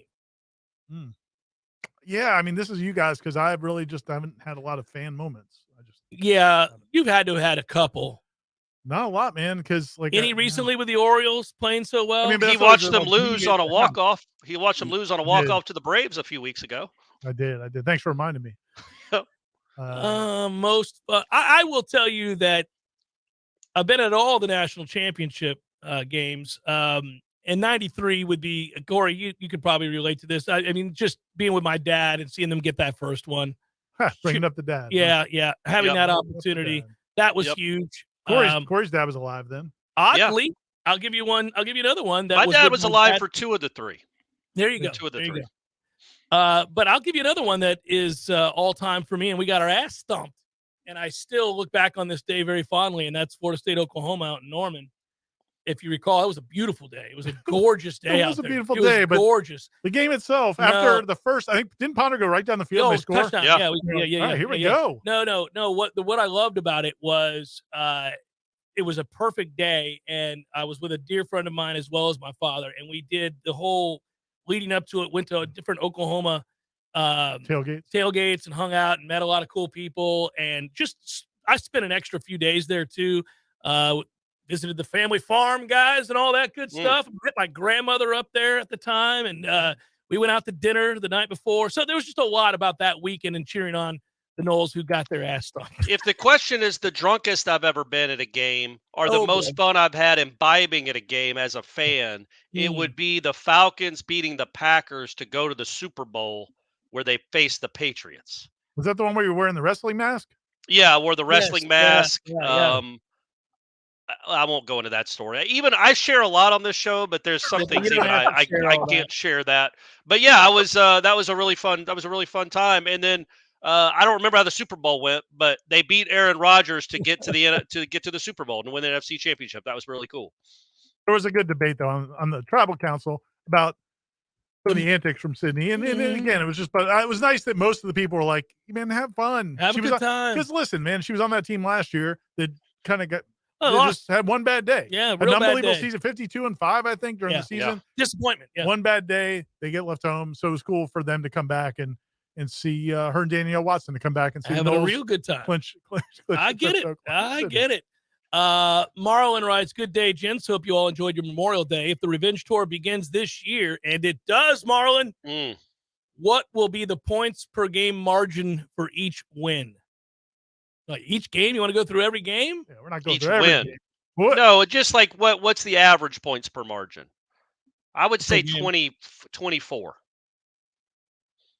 Yeah, my mind's not good enough to figure that out. I will say that I think the Wake Forest game is going to be the most enjoyable of the Well, if that happens, Oh. absolutely. We are storming the field.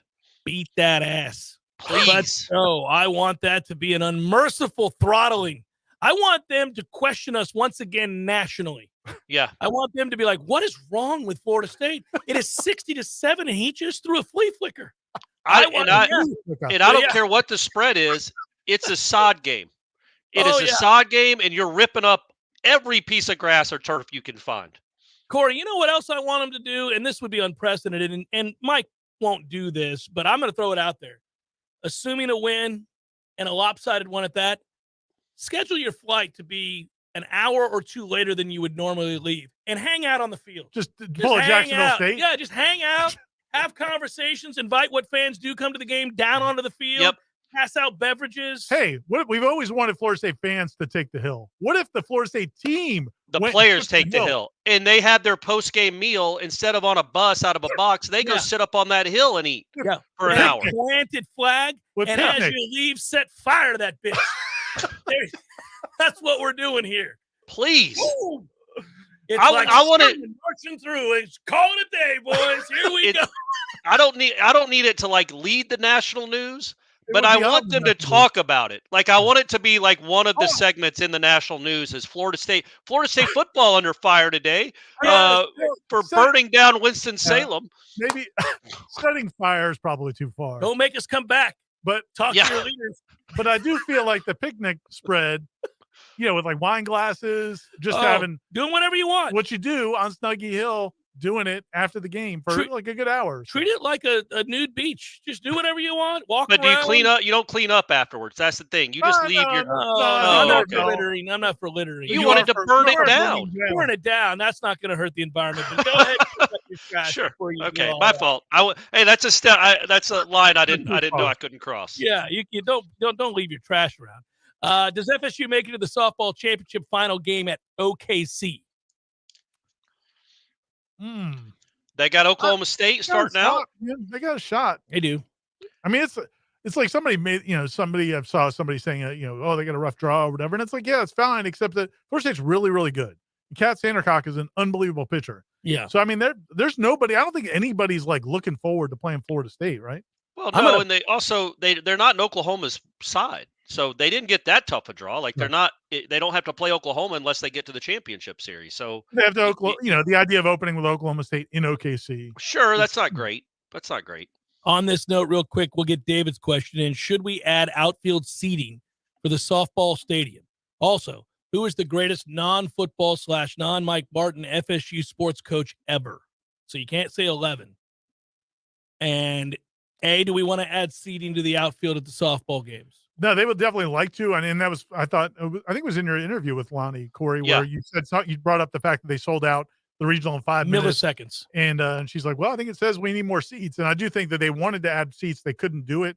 Yeah. Well, the street's there. Well, could they not close down the street?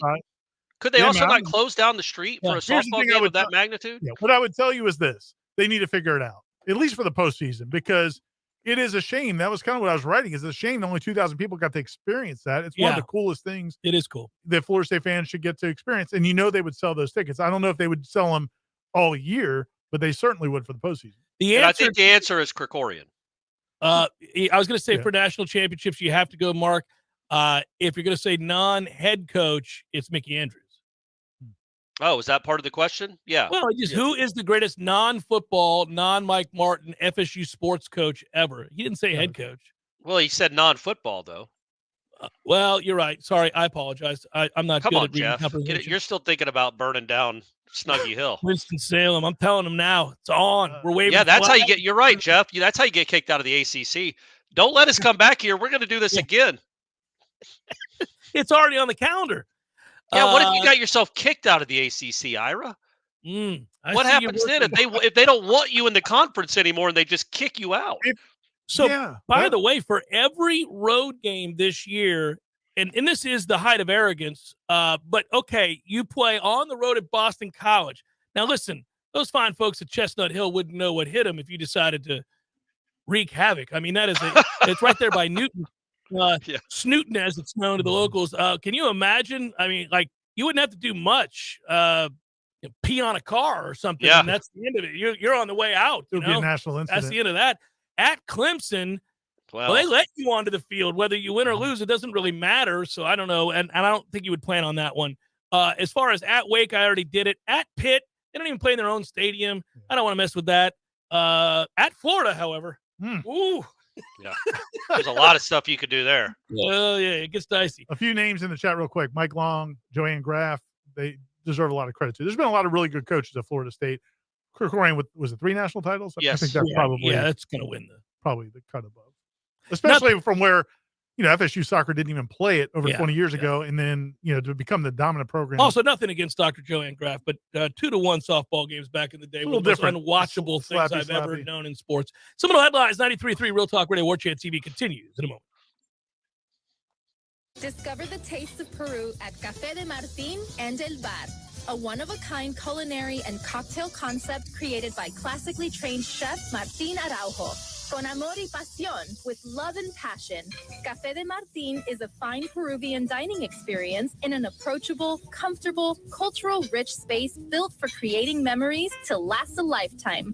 Enjoy happy hour daily with a full bar, handcrafted cocktails, beers on draft and bottle, paired with a selection of Peruvian tapas like crispy fried yuca with house-made huancaína sauce, carefully selected charcuterie boards, a selection of fresh ceviche, and so much more. It's Café de Martín and El Bar. Escape to Peru, a country of great culture, beauty, and food right here in the capital city. Café de Martín and El Bar on Capitol Circle Northeast in the Esposito Shopping Center. Open daily for lunch, happy hour, and dinner. Online at cafedemartin.com. There's fun to be had every night at the Corner Pocket. Take home prizes on Trivia Tuesdays and Beer Bingo Thursdays. And kickstart your weekend with Martini Fridays. Plus happy hour runs every weekday and game day specials every time the Noles take the field. Watch all the best games at the Corner Pocket's Vegas Wall, featuring 560 inches of flat screen TV heaven. Oh, really? The best food, the best drinks, and the best place to watch all the games. Tallahassee loves the Corner Pocket. Thank you for calling the Medicare Help Desk. How can we help you? Can you help me choose the right coverage for myself and my wife? We sure can. We can help you choose from Medicare supplements, Medicare Advantage, or standalone prescription drug plans from over 30 different insurance carriers. How much does it cost? We have a fixed income and can't afford extra expenses. At the Medicare Help Desk, the consultation is completely free. We are here to help. Thank you, Medicare Help Desk. Hi, this is Justin Colvin, founder of the Medicare Help Desk. In my 17 years of experience, I routinely speak to seniors who are overwhelmed by the multitude of coverage options available to them. That's why I created the Medicare Help Desk, a place for you to get clear answers to all your questions and make sense of all the confusion. I've helped thousands of clients, and I live right here in Tallahassee with my family. I am active in my church and wish to help and serve my community. If you need help navigating the Medicare landscape, I'm easy to find. Just visit the MedicareHelpDesk.com. That's the MedicareHelpDesk.com. A cup of Joe, Java, brew, go-go beans, brain water, liquid lightning, wakey juice, whatever you call your cup of coffee, you're missing out if it's not Grassroots coffee. At grassrootscoffee.com, you'll find an easy way to order the best roasted coffee beans available. It's very simple. Choose the blend you want and how you want it ground, and the bag you receive will have the date your beans were roasted and packaged on it, all written by hand and signed by the roastmaster himself. You'll know that's as fresh as it gets. You can get Grassroots outside of your house also at some of your favorite restaurants in town. Next time you're out to eat, try asking for Grassroots Coffee by name, because there's a good chance they will have it for you. And if you own a business, Grassroots Coffee has options to stock your break rooms with all the productivity powder your team needs. Plus, like some other options that you'll find at work, Grassroots Coffee actually is a part of our community. Get to grassrootscoffee.com today and get yourself a treat. Some locally owned, locally roasted, and locally loved Grassroots Coffee. Life is stressful. Dinner shouldn't be. That motto is why Register Sausage has been doing business in the Florida Panhandle and Lower Alabama for over 75 years. A proud sponsor of Seminole Headlines, Register Sausage always provides the best Southern smoked sausage to over 140 grocery stores and restaurants throughout the Southeast. Headliners have discovered the Register's difference. You can too. To find a store that carries Registers near you or to buy directly, head to registermeats.com. That's registermeats.com. Register Sausage. Yay, sausage! Seminole Headlines returns now. Head to YouTube and search for Warchant TV today to catch the show live or on demand. Now, here's Jeff Cameron, Ira Schofel, and Corey Clark. Matt Millar writes, Ira, big fan. Question for Me all too, three. Matt. Yeah. Fan of Matt. I understand Jeff tackled a challenging plumbing issue this weekend, and proud we are of him. What is your top home improvement project you've ever accomplished?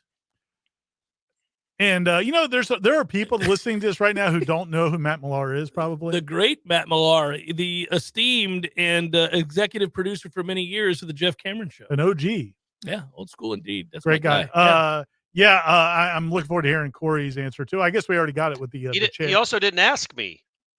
Yeah, well, he was being funny. Wow. I think the thing with I don't know if I can call this a home improvement, because home improvement, the most I've done there is like put together like a wall unit or something. Like a little wall unit. Anything with an Allen wrench. Celebrate your success. I feel like that's a big your step for me. successes, friend. The biggest like home thing, like you did, you fixed your bathtub. The biggest thing I've done was our AC unit was like the condensation was backing up and it was like leaking into the AC room thing we got going I won't on. stand for this. Well, I had to find where apparently the condensation goes out through a line to your back of the house. I had to find that.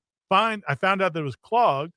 To get a shop vac, clean it out, and then put it back, clear the way, and then get everything and it worked. It. Yeah, so that was, to me, man, that was was that an all day type thing? No, it wasn't that several hours, a couple hours. But, okay, but the spirit of it, the feeling of fulfillment that I did something that a father, a husband, a man should be able to do. Any person really that owns a home should be able to do was pretty gratifying. But that's about it, man. Other than that, man, we just had people out to the house to fix a sink that was running, that was leaking. Probably something you could have fixed. Just needed a lot of people just needed a new washer. Matt Millar could have fixed it. Yeah, easily. I could not. Easily. Corey, well, we've already heard about Corey's, I got this. You're seeing it right here. Plus, we had a flood a few years ago, and I had to replace all the PVC pipe. Sure, it was a couple days. I was under that sink for a while. It's 24s, 25s. I had it all going with the wrenches and the screwdrivers and everything. Was it an Allen wrench?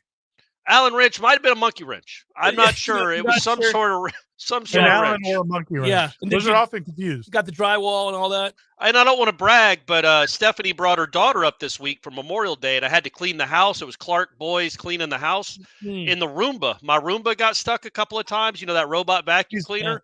I don't have any problem unsticking it. Like I got it underneath. I got it out from under the couch and let it go back. And let it go work its magic. I like that about you. Hey, that's what I do. Next question, guys. Here we go. Which freshman looked physically ready to contribute this year? Welcome back, guys. Well, that's all day Dre. I mean, he was the best freshman out there. I'm gonna go with Vandravius Jacobs. Yeah, there it is. I don't know. Partaking the nicknames all for guys day that haven't made a play in a college uniform. All day making plays. That's what a man's gonna do. Yeah, he might be the guy. Most ready, but I think as far as like impressive physically, might be Quindarius Jones. That dude's a different level freak athletically. Corey, you want to add? I think he's right, and I'm having a hard time thinking of anybody that would have like impressed me more than that off the jump. So we'll see. Hey, maybe it's Nicholson when he gets here. That's true. Very the excited. linebacker.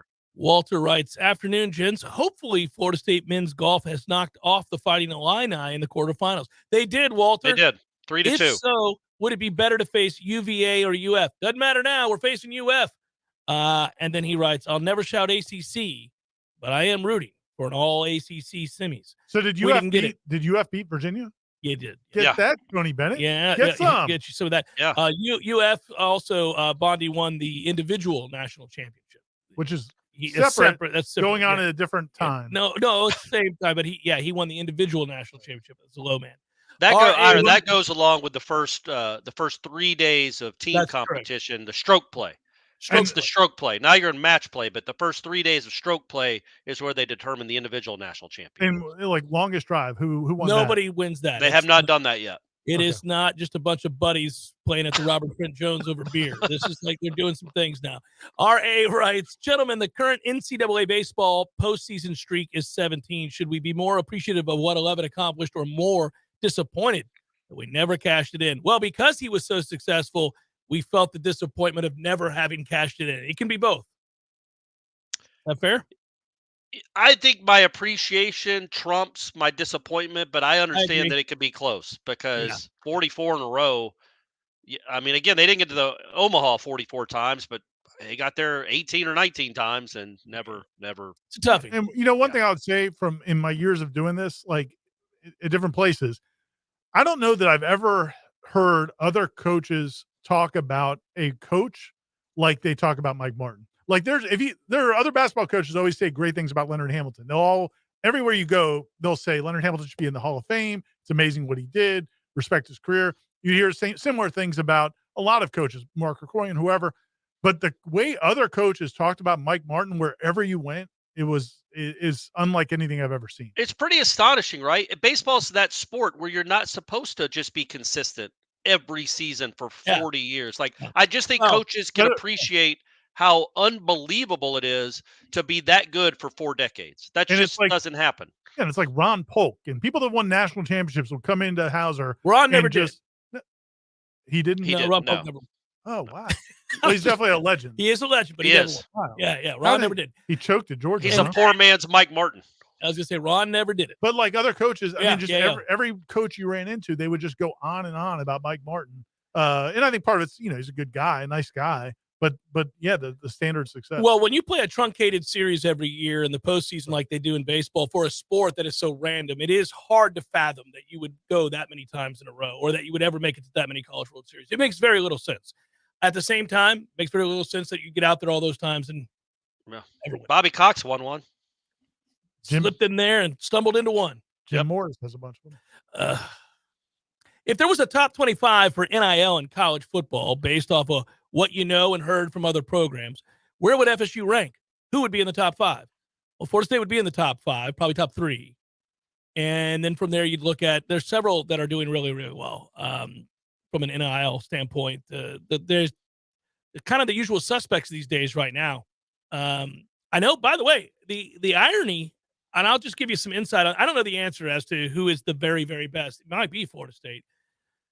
But Michigan State, ironically, has an incredible NIL program, and they have a billionaire booster who wants to see them win at the same level as Ohio State, and he's gone all in, a Rocket Mortgage guy or whatever. Was he behind that coaching contract? So, yes, he was. He was. He's behind that coaching So he definitely contract. has money. He's got more money than he knows what to do with, and he wants a lot of it to go to Michigan State.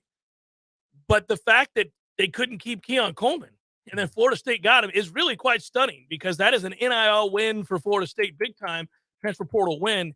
And really surprising loss for Michigan State. So, and also would say that I don't think it's always just whoever gives you the extra dollar is where you go. I think with a place like Florida State, if you're just competitive with all the other perks that come with being a Florida State football player, the tradition, the history, the weather, everything else that people know what I'm talking, like all that stuff, I think plays into it too. Just be competitive. And Florida State is obviously more than competitive in the NIL field. I've been told that the coaches, this coaching staff and many coaching staffs will say that when they're trying to bring in a guy, if the first thing the person asks about is the money or NIL, they don't really have a good feeling. It's not off to a good start. It's not apt that they're going to continue that discussion unless they're like transcendent. Right. I would be the second. That'd be the second or third thing I asked about. I'd be like, okay, where can I park? What car am I going to be parking? And then, where's how much money? Also, I like Mexican food. How many Mexican restaurants do we have near where I'll be staying that you guys are putting me up at? Also, I had to bring my Flanagan's Cup. There you go. Shout out to Les because he recommended it because our Heat. My Miami Heat. Oh, you're Miami Heat. Not you guys know. You're Miami and your Florida Panthers. Yeah, and your Florida Panthers, man. That's why we're representing the 305. Both teams got into the playoffs like the last day, and here they are. My Heat, my Panthers. Yeah. It's amazing. Yeah. Congratulations, Ira. I know you were sweating it out last night going into that game. Seminole Headlines, 93.3 Real Talk Radio, Warchant TV continues in a moment. Local news now. Cairo Fire Department's Chief William Bill Thomas Schaefer was arrested Thursday on felony charges. The GBI was requested to initiate an investigation to look into questionable purchases from a financial account specific to the Cairo Fire Department. They reviewed records, documents, and conducted interviews concerning purchases. Additional charges of theft involving Schaefer are expected at a later date once the case is presented to a Grady County grand jury. This is an active and ongoing investigation. The Georgia State Patrol responded to a wrong-way crash Saturday evening that killed one person and seriously injured two others. A Hyundai was driving south on US 27 near mile marker 6 in the northbound lanes around 9:12 p.m. when it collided head-on with another vehicle. The Hyundai was occupied by a driver and a child. First responders performed CPR on the child, who was then transported to Bainbridge ER before being flown to Tallahassee Memorial. The driver was also flown to TMH. The driver of the other vehicle died at the scene. This is Rachel Lene with your Real Talk 93.3 local news update, brought to you by Macklemore Systems, Tallahassee's go-to Mac store. Check them out online at MacklemoreSystems.com. This is meteorologist Paul Trombley with your Real Talk 93.3 weather update. Mainly cloudy this afternoon with daytime highs approaching 89. Northwesterly winds 5 to 10 miles per hour. Lows level off around 67 tonight, partly cloudy. Mainly cloudy skies tomorrow. Chance for scattered storms. High temperatures reach up to 86. Chance for scattered storms Thursday and Friday, 84. Thursday, 87. Friday.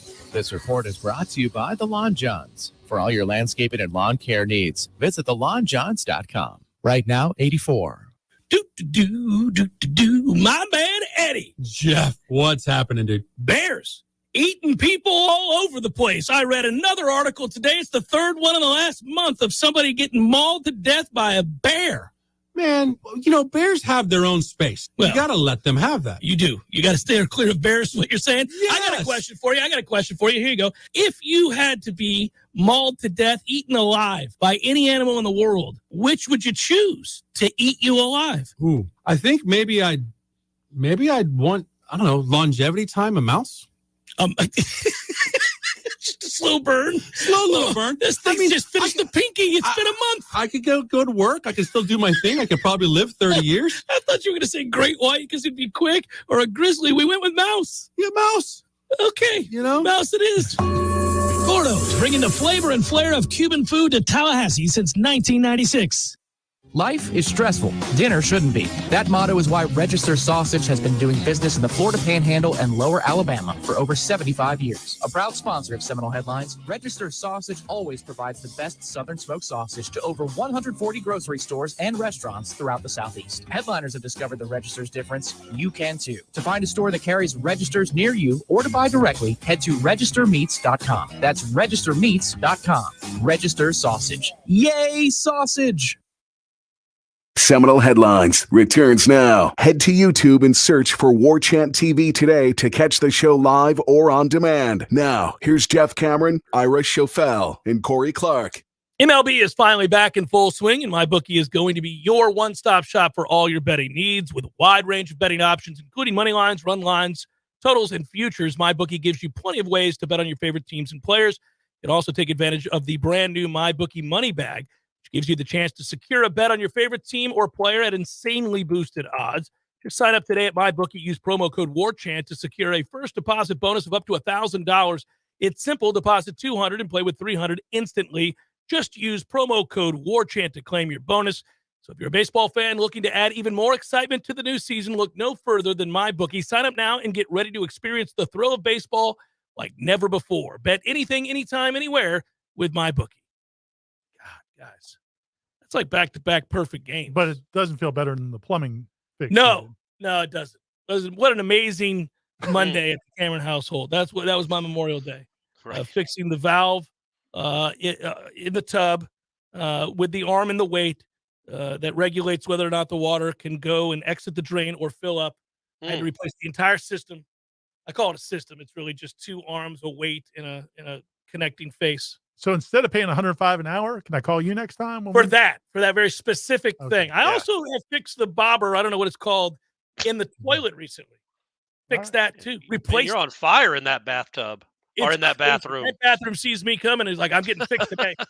I'm getting fixed today. Cameron is here. That's right. I just crank the music or I put on a podcast, something to lock me in, and I get in there. I get there with the wrench and the tools and the screws and the washers.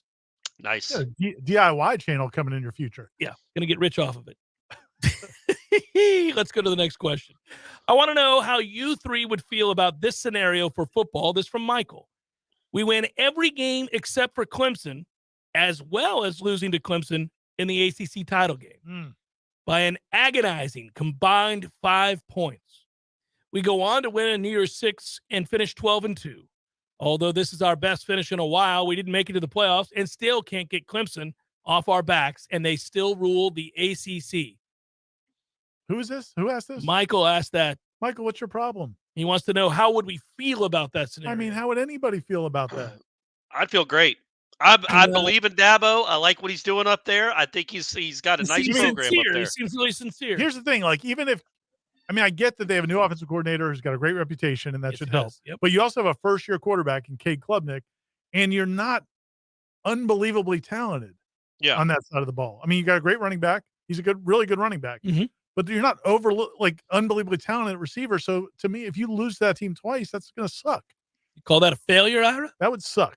It wouldn't be a failure. Say about this coaching staff if they fail in those two critical situations. You're not baiting me, Jeff Cameron. Yeah, I'm just letting you know. You got to have to feel a certain way about it. Express yourself on the air and in 12 print. wins, though. 12 wins would be pretty nice. Just throwing that Corey, out I want you to go on Wake Up Warchant. I want you to come on here. The Seminole Headlines fans will be ready for you when you say, guys, we're just not as good as Clemson. You got to feel good about 12 wins, everybody. Yeah. Patronize them in that way, Corey. Yeah, no, you can be upset with the losses and still appreciate the the trajectory of the program. Enjoy the ride. Enjoy the journey. Yeah. Get the hell out of here. You and Krzyzewski. Good afternoon. Congrats to softball OKC bound. Let's remember the football team has not won anything yet. On paper, the team and the record should be as good as last year, but the game isn't played on paper. Blah, blah, blah, blah, blah. Are we betting, putting the car? No, God, that was terrible, Gator Kirk. Do better next time. Very cliche into the sun. I'm done reading that question. Chris Gator writes, Kirk, guys, he does not speak for the entire crew. We love you, Gator Kirk. I'm not saying anything bad about Gator Kirk. He just was a bad effort. He was writing just to write. Chris writes, hey, guys, I recently heard talk of ESPN moving on from standard cable to a strictly streaming platform. If this were to happen in the future and FSU could get out of the grant of rights deal with the ACC with the amount of eyes on sets that FSU gets for games, could you see a benefit for us to stay independent and sell our rights to a streaming network? Who would you play? Who would you play? Tulsa? That's why Notre Dame has got problems. Eventually, they're going to be forced into joining the conference because everybody will join one of these super conferences. And then if their commissioner says, yeah, by the way, you're not allowed to schedule Notre Dame, go to hell, Notre Dame.